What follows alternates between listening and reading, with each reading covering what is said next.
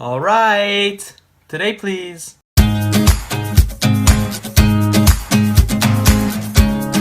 How's it going, everybody? Welcome back to Reactions Unlimited.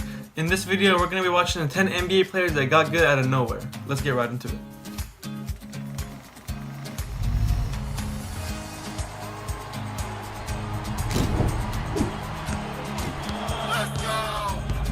Alright, let's go.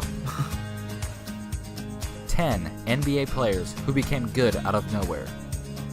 Every once in a while, there's a player that comes out of nowhere Jamie Lin's definitely gonna be on this guard and makes us wonder, when the heck did he Kyle become Lowry. good all of a sudden? He's In never this good. video, I'll be listing the players Whatever. that randomly became a big-time player that nobody saw coming.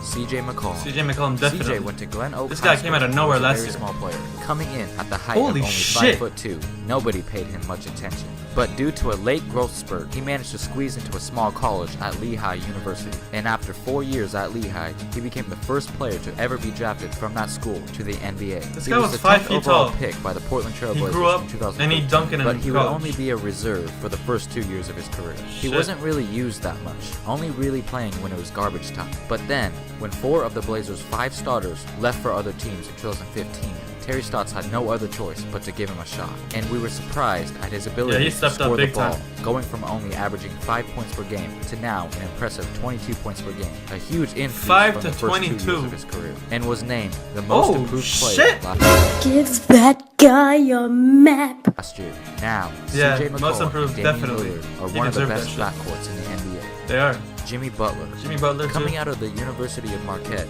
as the 30th pick in the draft, Butler was only really known 30th as a pick. defensive player, and that was pretty much the only reason why the Chicago Bulls saw value in him, and they had zero expectations for him on the offensive end. Butler only averaged about 8 points per game combined for the first 3 seasons of his career, but in the 2014-15 season, Butler suddenly began to put up star-like numbers, averaging around 22 points per game Yeah, he's combined really good. for the next 3 seasons. Jimmy He Butler's has probably one of the emerged best as one of two-way the players top in the elite NBA. players in the league today. Jimmy has been more aggressive at attacking the rim and converting around the He's basket, top 2. and also has been more Him and efficient with Kawhi. his shot, shooting 47% from the field. Shit, in the that was mid-range deep as area. fuck. Jimmy Butler is now the primary go-to option for Chicago and is one of the top two-way players in the league today.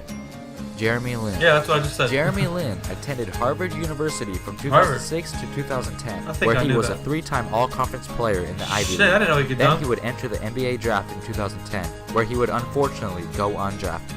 He eventually reached a deal with the Golden State Warriors, but got sent down to the D-League multiple times. But fortunately, the New York Knicks would ultimately give him a chance. And in February 2012, that's when the phenomenon Linsanity. of Linsanity Yeah. would spread across the world. Lin succeeded against all odds with hard work and perseverance, single-handedly leading the struggling Knicks to a streak of victories. I mean, they didn't go anywhere though. That's the thing. Lin for the win! Cool ass. Jeremy Lin was suddenly the talk of the NBA and got more attention than he ever dreamed of. Jeremy later on signed a 3-year Went to the deal with the Rockets. Houston Rockets, where he played 2 seasons. Then played- bounced he played into alright. the team, now currently with the Brooklyn Nets. He might not be the same player that shocked us in 2012, but he will always be the same player who introduced the basketball world to Linsanity. Yeah. Kyle Lowry. He is one of the best point guards In my the opinion, NBA, I mean, and I is don't one of think the Kyle reasons Lowry's why good the at all. Toronto Raptors I don't know are why. one of the best I teams just feel in like- the Eastern Conference. I But mean, did he you might make know his that threes, it but- almost took him 10 years to I make don't his know. first All-Star team? He was the 24th 10 pick in years. the 2006 He's been in the NBA for draft 10 years? and was only considered an average and mediocre player in the first 9 or so years in the league. He played for the Memphis Grizzlies from 06 to 09. Then he played for the Houston Rockets till 2012. He would land in Toronto after that, and it wasn't until 2015 where people finally began to talk about him. He would only average about 10 points per game in the first half of his career, but when he joined the Raptors, he showed Looked like a major travel. improvements and progress in all categories. Yeah, that was a travel. Nearly doubling his points and assists per game, He let with go of his now pivot about foot. 21 points per game and 7 assists per game. Kyle went from average to elite in the matter of no time in the second half of his career. Hassan Whiteside. Hassan Whiteside, definitely. Whiteside was drafted by This the guy was Sacramento Kings trash. in 2010, Out of but nowhere. with a partially torn tendon in his Triple left doubles knee, and he shit was like forced that. to sit on the bench.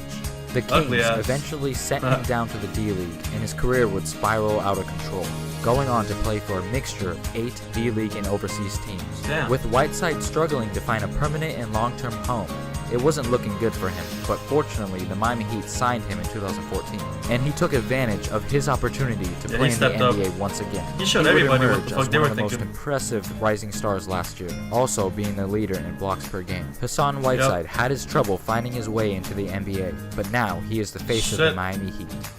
Isaiah Thomas. Teams definitely didn't have confidence in drafting Isaiah Thomas because... Bruh, look at this dude. Wait till you see the...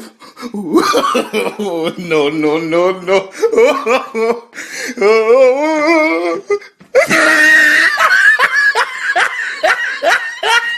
He fell all the way down to the 60th pick in the second round of the 2011 Last NBA pick in the draft. Sacramento got a steal, And now he's scoring 50-point games. making the NBA all-rookie second team in his all these rookie NBA year. But teams the are team tweaking. no longer had a place for him. So he was acquired by the Phoenix Suns, but would only stay there for about a year, due to Phoenix having too many players in the guard position. Thomas was then traded to the Boston Celtics, and that's when he would really show his true potential, averaging 23 to 25 points per game with the Celtics. He proved that he wasn't just another short He's player, a good-ass and shooter. that he doesn't need He to can be pass, tall to drive. score the ball on a high level. He's really good. He made his first He's just All-Star short as appearance shit. last year, and it looks like he finally found a place where he can shine in Boston. Kawhi Leonard. Kawhi, yeah, was definitely. the 15th pick in the 2011 NBA draft by the Indiana Pacers, but was traded to the San Antonio Spurs on draft night. His first couple years in the league was average, and he was mostly there for defensive purposes.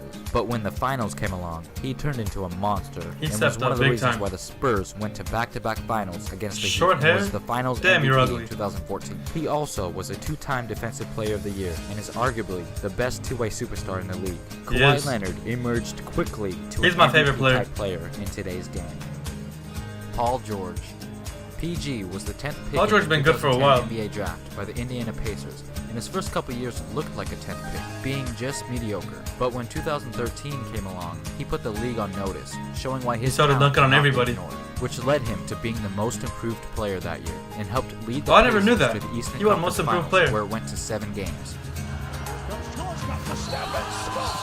Shit.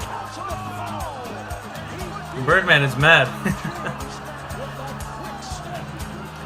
Yeah, you're mad. Ever since his most improved year, he made the All-Star team every time. Imagine putting if he up would've big missed one of numbers these for his dunks, team, dude. and has blossomed into an all-around complete Shaq player. and a full MVP for one player. Manu Ginobili. Ginobili? He was a major component in the championship He's been good success forever. that the San Antonio Spurs had for many years. But in the Damn. 1999 NBA Behind the- draft, behind the he was head? clearly underrated, only being selected as the 57th pick. He was one of the best players in the EuroLeague, but he had something to prove in the NBA. Nobody thought anything of Ginobili. He looked as if he was just another run-of-the-mill international player that the Spurs happened to select late in the draft.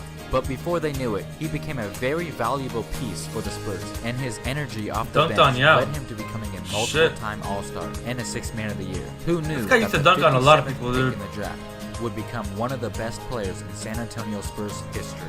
Yo, Steve Nash. I like it. When the Phoenix Suns drafted Nash as the 15th pick in the draft, they automatically put him as a third-string backup behind Kevin Johnson and Jason Kidd, and he was struggling Ooh, to find playing look time. at Jason on the Kidd's team. hair. He was traded to the Dallas Mavericks, where he definitely showed that he was a good point guard, but nothing that was superstar worthy. He later got an offer from the Phoenix Suns for $63 million for 6 years, but he was hesitant to take the offer because he liked being in Dallas with Dirk Nowitzki. But Mark Cuban didn't want to match the offer because he didn't believe that Nash was worth the money, so he ultimately rejoined the Suns. He had a huge chip on his shoulder and was motivated to prove that he was worth the money, and definitely ended up was. winning back-to-back Mark MVP Cuban, awards. I mean- It almost seemed like he was possessed with MVP talent He messed up almost right there. immediately, and made Mark Cuban regret not giving him the money that he deserved. Shark Tank. Alright everybody, I hope you enjoyed that video. If you did, make sure to leave a like down below, and if you'd like to see more in the future, please subscribe. Peace.